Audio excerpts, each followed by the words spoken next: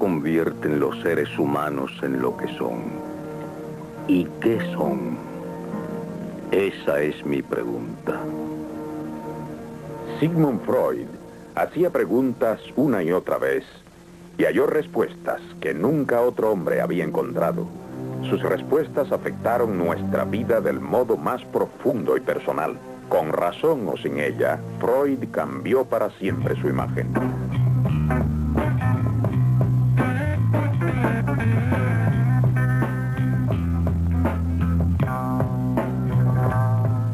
La humanidad siempre reconoció su aspecto espiritual. Yo tuve que demostrar que también había instintos.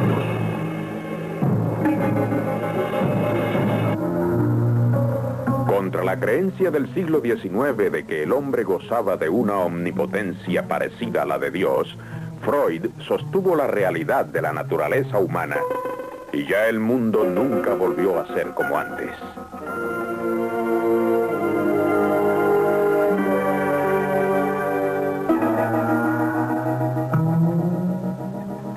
El trabajo de mi vida fue explorar la mente subconsciente del hombre. Ese revuelto mar interno de recuerdos ocultos, fuerzas primitivas y deseos en los cuales no se puede pensar.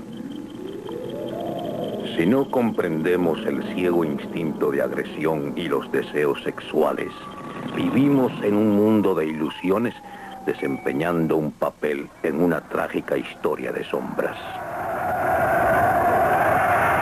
El estudio de la mente subconsciente trajo a la luz hasta el último elemento humano en nuestra naturaleza.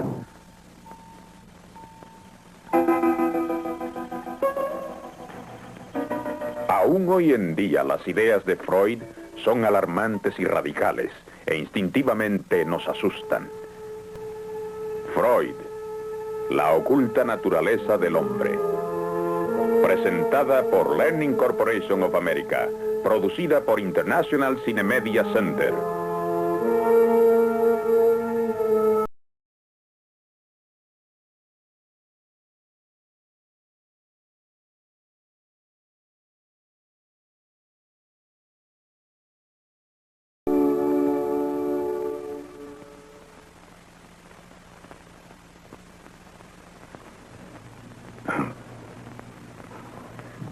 Si ustedes, señoras y señores, están ahí esperando escuchar algo sensacional o hasta procaz, pueden estar seguros de que perderán el tiempo.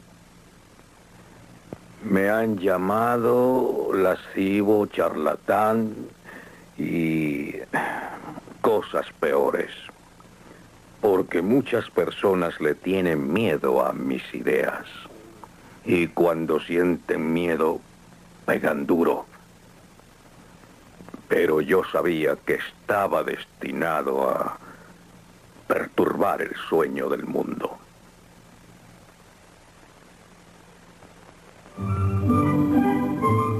¿Cómo era ese mundo cuyo sueño perturbó Freud? En los 50 años que precedieron a la Primera Guerra Mundial, el hombre estaba convencido de que se acercaba a su perfección final. En la nueva era de la ciencia apenas tenía dudas. Fue Sigmund Freud quien perturbó ese satisfecho optimismo. En Viena, la ciudad donde nació Freud, reinaba tanta satisfacción propia como en cualquier otra de Europa. Él pertenecía a una familia judía de la clase media. Hasta aproximarse a los 40 años llevó una vida bastante convencional. Como médico, se dedicó al estudio del sistema nervioso y se convirtió en la mayor autoridad europea en parálisis infantil. Fue un científico para quien el cuerpo era una máquina. Mi generación de médicos se educó para considerar solo los factores anatómicos, físicos y químicos de las enfermedades. Para el factor psicológico había solo indiferencia o apatía. Debido a esa apatía, los métodos para tratar las enfermedades mentales eran crueles. Los médicos solo buscaban causas físicas y daban tratamiento físico. Cuando Freud dejó el laboratorio, descubrió que sus pacientes privados no encajaban en los patrones establecidos. Venían aquí docenas de mujeres día tras día durante años, con parálisis, fuertes dolores, vómitos constantes, alucinaciones y graves perturbaciones de la vista y el habla. Naturalmente, yo buscaba causas físicas, pero sin hallarlas. Y ellas sufrían mucho. Los médicos las llamaban histéricas y las despreciaban. Creían que simulaban o imaginaban sus síntomas. ¿Qué podía uno hacer? Joseph Breuer, un amigo y colega, había tenido éxito con la hipnosis. Una de sus pacientes habló libremente de su pasado. Después, su parálisis y dificultades del habla y la visión mejoraron mucho. Ahora sabemos que no fue la hipnosis. Yo descarté eso pronto. Fue el hablar acerca de recuerdos dolorosos lo que alivió los síntomas. Esos recuerdos parecían estar muy ocultos en las mentes de mis pacientes. Señora, ¿no puede pensar en nada? ¿No recuerda nada? Oh, sí, pero... ¿Qué? Piense usted. Se me ha ocurrido una palabra. ¿Una sola? Sí. Pero qué tontería. Dígala de todos modos. Conserje. ¿Nada más? No.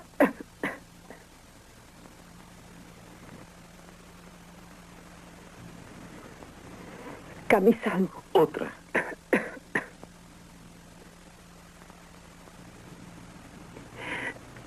Cama. Mi cama. Oh. ¿Qué más? Recuerdo que me dio la impresión de que un demonio se resistía a salir de su cuerpo, porque si salía sería su fin. Oh. Ciudad. Ciudad. ¿Qué más? Diga. Diga. Un carromato. Siga. Siga. Siga.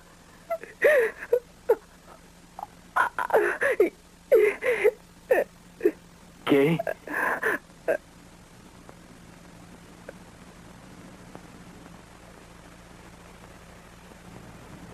Cuando yo era niña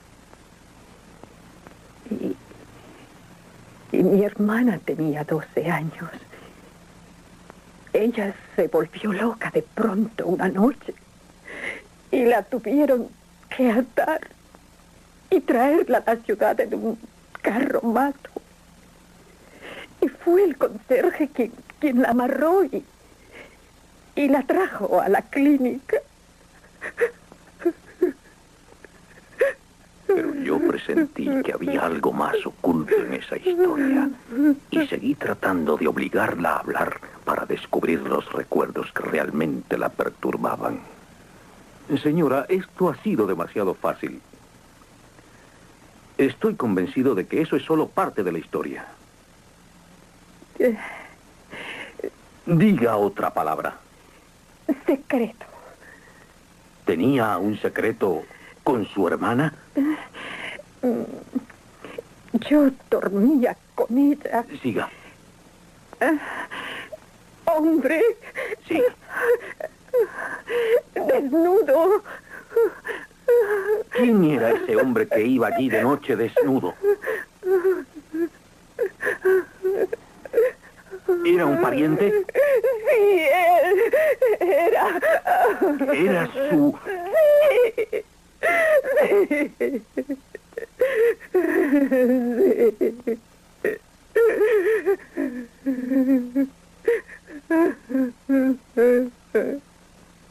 Si nuestra mente subconsciente, sin darnos cuenta, puede tullirnos o cegarnos, qué poderoso debe ser ese subconsciente y qué importante.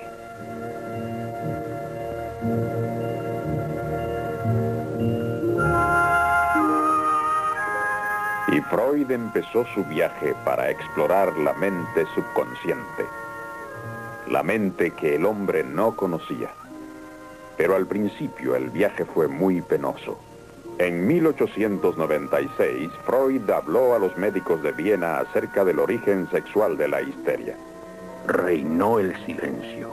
Fue como si hubiera un muro a mi alrededor. El presidente fue breve. Parece un cuento de hadas científico, dijo. Luego empezaron las insinuaciones acerca de mi moral. En ese tiempo estaba seguro de que mis pacientes eran presa de recuerdos penosos reprimidos en su subconsciente y también estaba seguro de que esos recuerdos reprimidos eran sexuales, casi siempre acerca de la seducción de una niña por su padre. El doctor Breuer no quería aceptarlo. Otros doctores, los más benévolos, me desdeñaron y yo quedé solo. Luego vino una gran desilusión.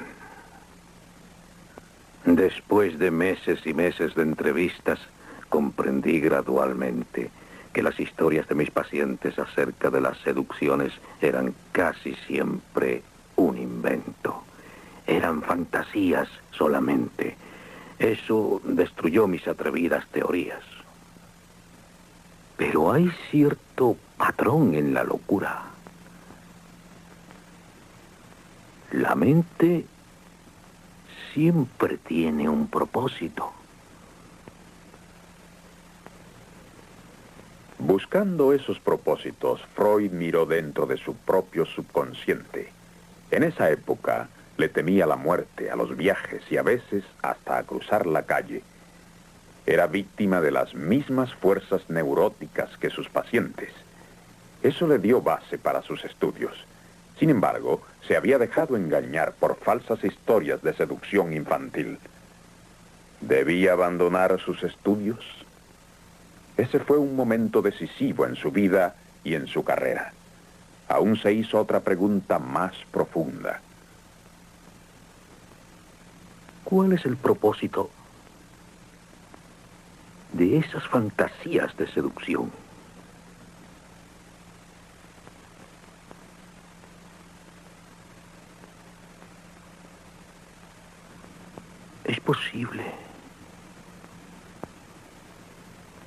Es posible que las mismas fantasías sean importantes. Era posible que las fantasías también significaran algo. Es extraño, pero a pesar de mis dificultades, yo tenía un sentimiento de victoria y no de derrota. Las fantasías son como sueños, y pronto descubrí que yo podía aprender mucho de los sueños de mis pacientes. Resolví explorar los sueños científicamente. Ustedes saben que los sueños siempre han sido parte importante del arte, la religión y la mitología. Pero la gente se indignó cuando demostré que estos eran también parte de la realidad de nuestro propio yo, una parte muy importante, porque los sueños no tratan de trivialidades. No dejamos que nada trivial perturbe nuestro sueño. Mis estudios de los sueños tardaron 5 años, y muchos de los sueños que estudié fueron los míos.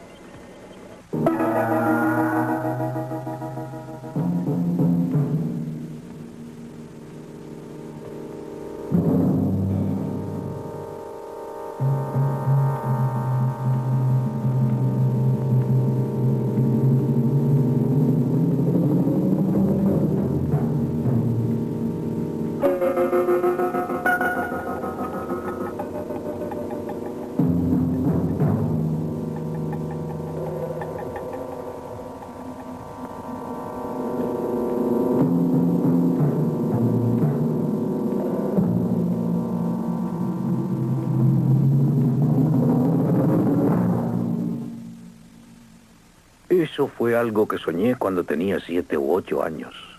Y fue tan vivo y aterrorizante que lo recordé bien y pude analizarlo años más tarde. Aún en el sueño, reconocí la cama de mi madre. Pero esos pájaros, ¿qué eran? ¿Qué significaban? Recordé que días antes de haber soñado eso, había visto una Biblia ilustrada y vi dioses egipcios con cabezas de pájaros celebrando ritos funerales. Supe que la que iba en la litera era mi madre, porque mi terror lo causó el miedo de que ella hubiera muerto. El significado era claro, ¿no creen? El sencillo temor a la muerte de ella. Pero eso era solo lo que llamé el sentido manifiesto del sueño, el superficial. Aún en los sueños están nuestros sensores tratando de disfrazar el significado verdadero de ese sueño. Al profundizar, descubrí que la figura de la litera era el recuerdo de mi abuelo moribundo. ¿Mi abuelo? Tal vez yo había puesto a mi padre en esa litera fúnebre.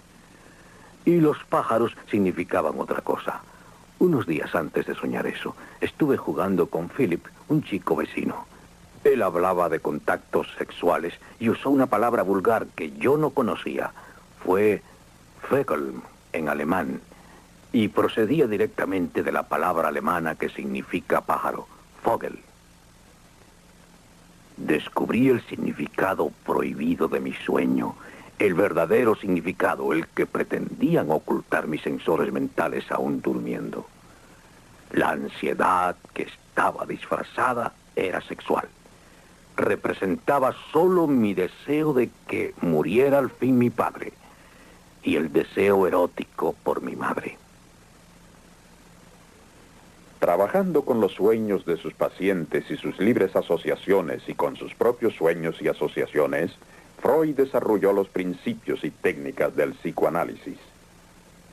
Según Freud, el psicoanálisis prueba que el hombre tiene menos dominio del que cree sobre sus inconscientes impulsos irracionales y primitivos. Esos impulsos, según Freud, se originan en nuestros primeros años. Al contrario de otros animales, el hombre depende de alguien durante casi un cuarto de su vida. En ese mundo de dependencia, sobre todo en los primeros 5 o 6 años, decía Freud, se forma la personalidad del hombre. Psicológicamente, el niño es el padre del hombre. Antes de la época de Freud, apenas se pensaba que el niño tuviera emociones reales, como un adulto. La niñez era algo de sencilla inocencia y felicidad. Freud presentó otro cuadro. El mundo infantil está lleno de emociones. A los humanos les duele que nazca otro niño. Los padres, consciente o inconscientemente, pueden rechazarlo. Según Freud, las relaciones familiares son de competencia. El niño siente deseos y celos constantemente. Los sentimientos de un niño no son infantiles. Son sentimientos de agresión y deseo erótico, y estas intensas emociones, naturalmente, se dirigen primero a la madre. Ella es el primer amor del niño, y esa relación se convierte en modelo para todos sus amores posteriores, ya sea la criatura niño o niña. Según Freud, ese amor erótico no es sencillo. En él hay también agresión, porque muy pronto el niño ve que está bajo el dominio absoluto de su madre. Dice Freud que el padre también provoca fuertes emociones contradictorias. Amor, miedo y odio cuando el niño siente que el padre es el rival que se interpone entre él y su madre. Según Freud, estos primeros conflictos emocionales establecen un patrón en lo profundo de nuestro subconsciente. Amamos a nuestra madre, pero le tememos por su poder sobre nosotros. Y al padre le amamos y le odiamos por robarnos ese amor. Llamé a esto el complejo de Edipo, recordando al trágico rey griego. Todo hombre desea a su madre y quisiera matar a su padre. Cuando Freud iba a cumplir 50 años, recibió el nombramiento de profesor, uno que requería la aprobación del emperador austriaco, y que rara vez se otorgaba a judíos ni a pensadores radicales.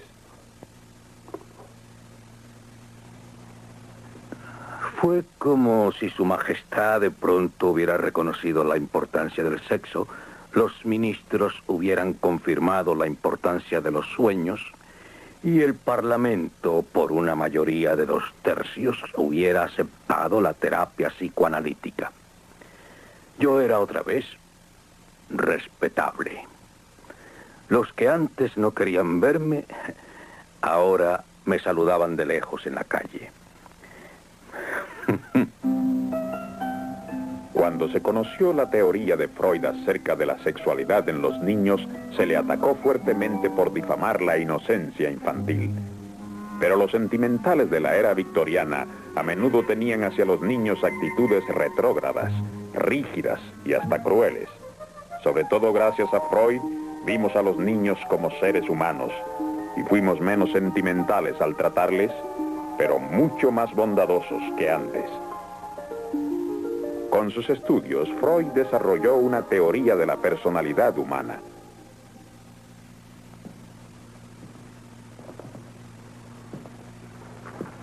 Esto fue lo que descubrí. Hay el yo que creemos ser, el yo que trata de entenderse con el mundo exterior de la realidad. A ese yo lo llamo el ego. Pero el ego nunca es el amo de nuestro yo, porque constantemente nos persiguen poderosas fuerzas inconscientes interiores. Antes de que el ego se desarrolle, existe el id. Id. Id es todo lo primitivo e infantil que hay dentro de nosotros. Id es el ciego instinto del deseo sexual y la agresión. Al id se opone otra fuerza más. Es lo que llamo el superego. El superego es estricto, nos castiga, nos reprime. Es herencia de la reprensión de nuestros padres y las restricciones que nos impone la sociedad en que nos criamos. Yo descubrí que existen 3 elementos distintos en nuestra personalidad. El ego, que se desempeña en el mundo de la realidad, pero que está constantemente afectado por las exigencias del id y el superego. ¿Qué quieres decir con que no estás seguro, David? ¿Se comprometió Robertson a hacerlo o no? Dilo de una vez, porque yo quiero saber si puedo contar con él. Pues la verdad es que prácticamente se comprometió y yo creo que no escribió nada. Con que no él... escribió nada, ¿eh, David? Y tú confías Pégale. en su palabra. Sí, pégale fuerte. Es igual a tu padre. Debes honrar a tu Debiste padre. pedir que lo escribiera. No me interrumpas cuando estoy hablando yo. Tu padre es bueno, Que David. aquí Todos nada lo vale dicen. si no se hace por eso. Honra a tu Has padre. sido un tonto. Honra a tu padre. Tendrás que volver a Honra verle a y tu padre. decirle que lo ponga Le por odio, escrito. le odio. Honra a tu Y padre. yo también. Honra a tu padre, David, o te va a pesar. Y no podemos Un día me robó a mi madre. Se fue lejos, solo con ella, de vacaciones. Le odio. Le tengo que matar. Lo haré. Señor Peters, yo iré a ver a Robertson ahora. Gracias por dejarme explicarlo. El odio de David hacia el señor Peters está basado en su odio inconsciente a su propio padre, por sus celos infantiles, por su complejo de Edipo. Freud dice que si no se conocen esas fuerzas ocultas, estaremos condenados a vivir nuestra vida dramatizando constantemente nuestras relaciones infantiles con nuestros padres.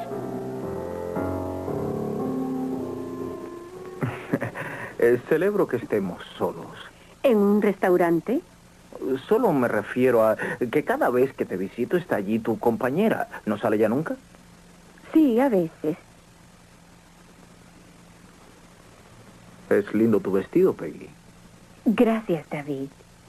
Yo deseo más. Sí, deseo.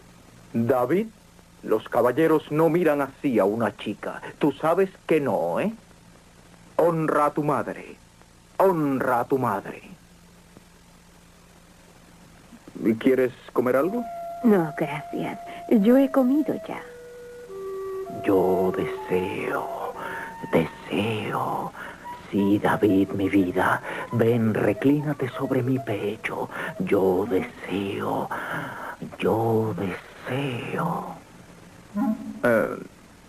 Esto es aburrido, ¿no crees? ¿A dónde iríamos, David? No lo sé. ¿Qué sugieres tú? Pues, podría ser a mi apartamento. Yo deseo. Sí, yo deseo. Sí, deseo. Honra a tu madre.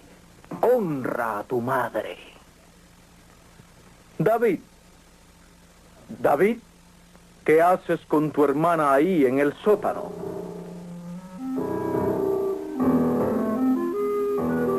Sí, de acuerdo. Pero ¿estás segura de que tu compañera ha salido? Oh, sí. Nuestra relación infantil con nuestros padres, según Freud, gobierna todos nuestros afectos posteriores y a menudo los llena de ansiedad. Sin duda, David conoce muy poco su verdadero yo. La tarea del ego es afrontar el conflicto de las exigencias de la realidad y del id y el superego conservando su verdadero yo.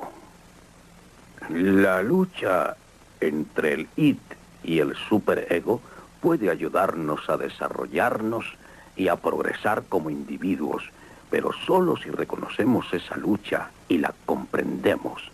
Si no logramos comprender esos salvajes demonios que viven en nosotros, seremos esclavos de nuestros impulsos y emociones inconscientes y víctimas de nuestro pasado. Nuestra vida de adulto está profundamente influenciada por las emociones primitivas de nuestros primeros años. Esta idea revolucionaria en los tiempos de Freud es básica para que el hombre se comprenda a sí mismo y comprenda su civilización. El conocimiento de esas poderosas fuerzas de nuestro subconsciente puede asustarnos, pero también puede libertarnos. Porque así al menos comprendemos el origen de nuestros actos irracionales. Al descubrir esos orígenes, Freud no se volvió cínico con relación al hombre. Hizo del hombre algo comprensible, sin hacerle despreciable.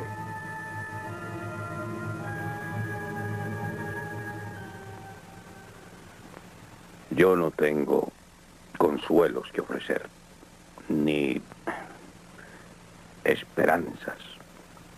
Les ofrezco solo una libertad limitada, verse libres de la ilusión y de la infantil esclavitud con el pasado.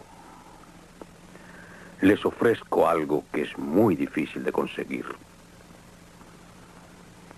que puedan comprenderse de modo real siempre y proteger su yo individual también de las salvajes fuerzas interiores y de las de su sociedad.